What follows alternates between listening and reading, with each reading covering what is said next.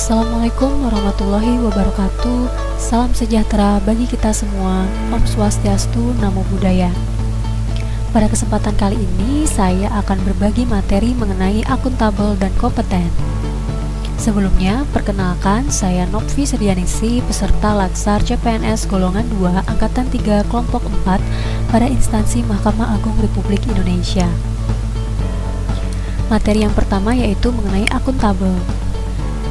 Menurut Matsy Liza dan Zonke 2017, dalam konteks ASN, akuntabilitas adalah kewajiban untuk bertanggung jawab segala tindak dan tanduknya sebagai pelayan publik kepada atasan, lembaga pembina, dan lebih luasnya kepada publik.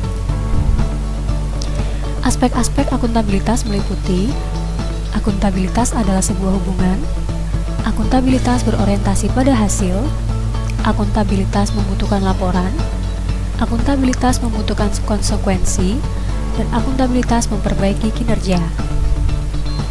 Tingkatan akuntabilitas yang pertama adalah akuntabilitas personal, akuntabilitas individu, akuntabilitas kelompok, akuntabilitas organisasi, dan akuntabilitas stakeholder. Pentingnya akuntabilitas. Menurut Bovens 2007, akuntabilitas publik memiliki 3 fungsi utama. Yang pertama, menyediakan kontrol demokratis. Yang kedua, mencegah korupsi dan penyalahgunaan wewenang. Dan yang ketiga, meningkatkan efisiensi dan efektivitas. Mekanisme akuntabilitas meliputi akuntabilitas kejujuran, akuntabilitas proses, akuntabilitas program, dan akuntabilitas kebijakan. Lingkungan akuntabel. 9 faktor dalam menciptakan lingkungan kerja akuntabel diantaranya kepemimpinan, transparansi, integritas, tanggung jawab, keadilan, kepercayaan, keseimbangan, kejelasan, serta konsistensi. Akuntabel dalam konteks organisasi pemerintah. Transparansi dan akses informasi, terhindar dari praktek kecurangan dan perilaku korup, penggunaan sumber daya milik negara, penyimpanan dan penggunaan informasi pemerintah, serta membangun budaya anti korupsi di organisasi pemerintah. Kode etik perilaku akuntabilitas. Yang pertama, kemampuan melaksanakan tugas dengan jujur, bertanggung jawab, cermat, disiplin, dan berintegritas tinggi. Yang kedua, kemampuan menggunakan kekayaan dan barang milik negara secara bertanggung jawab, efektif, dan efisien. Dan yang ketiga, kemampuan menggunakan kewenangan jabatannya dengan berintegritas tinggi. Yang diharapkan dari ASN yaitu ASN bertindak sesuai dengan persyaratan legislatif, ASN tidak mengganggu, menindas, atau diskriminasi terhadap rekan atau anggota masyarakat, kebiasaan kerja ASN, perilaku dan tempat kerja pribadi dan profesional, hubungan kerja kontribusi harmonis, lingkungan kerja aman dan produktif. Yang keempat, ASN memperlakukan masyarakat dan kolega dengan hormat, sopan, jujur, dan adil. Dan yang kelima, ASN melayani pemerintah setiap hari dengan tepat waktu, memberikan masukan informasi dan kebijakan. Implementasi kode etik akuntabilitas tiap harinya dapat dilakukan dalam bentuk tidak menerima suap atau uang gratifikasi dari pengguna layanan, tidak menggunakan kendaraan dinas untuk keperluan pribadi, tidak menyalahgunakan wewenang untuk kepentingan yang menguntungkan pribadi, serta tidak menyebarluaskan data pengguna layanan yang bersifat rahasia. Materi yang kedua yaitu kompeten. Menurut Kravets 2004, kompetensi adalah sesuatu yang seseorang tunjukkan dalam kerjanya setiap hari. Fokusnya adalah pada perilaku di tempat kerja dan bukan sifat-sifat kepribadian atau keterampilan dasar yang ada di luar tempat kerja ataupun di dalam tempat kerja. Saat ini, dunia sedang menghadapi era VUCA atau VUCA World.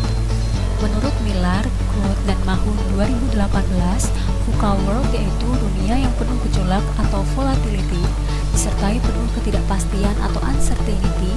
Demikian halnya situasinya saling berkaitan dan saling mempengaruhi atau complexity, serta ambiguitas atau ambiguity. Dalam mempersiapkan ASN di era VUCA, pemerintah melalui Peraturan Menteri Pan RB nomor 38 tahun 2017 menetapkan standar kompetensi ASN, yaitu kompetensi teknis, kompetensi manajerial, kompetensi sosial kultural. 8 karakteristik Smart ASN sesuai Kemenpan RB dalam tujuan menciptakan Smart ASN menuju birokrasi 4.0 meliputi integritas, nasionalisme, profesionalisme, wawasan global dan IT, bahasa asing, hospitality atau ramah tamah, networking, entrepreneurship.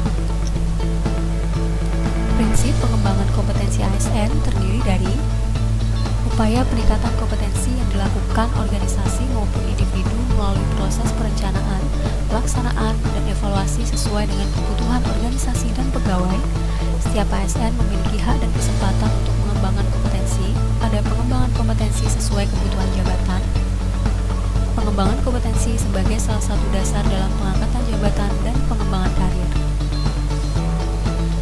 Pendekatan pengembangan kompetensi meliputi project assignment, OJT, task force rotation, feedback coaching mentoring, beserta training. Kode perilaku kompeten meliputi meningkatkan kompetensi diri, membantu orang lain belajar, dan melaksanakan tugas dengan kualitas terbaik. Meningkatkan kompetensi diri dapat dilakukan dengan hal-hal sebagai berikut.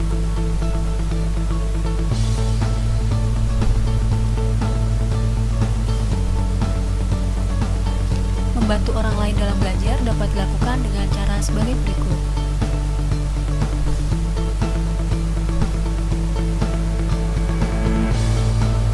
Serta melakukan tugas terbaik dapat dilakukan dengan cara pengetahuan menjadi karya, yang artinya mewujudkan pengetahuan yang tumbuh menjadi karya nyata. Makna hidup dan bekerja baik, yang artinya pentingnya berkarya terbaik sejalan dengan tujuan hidup seseorang. Tipikal individu semangat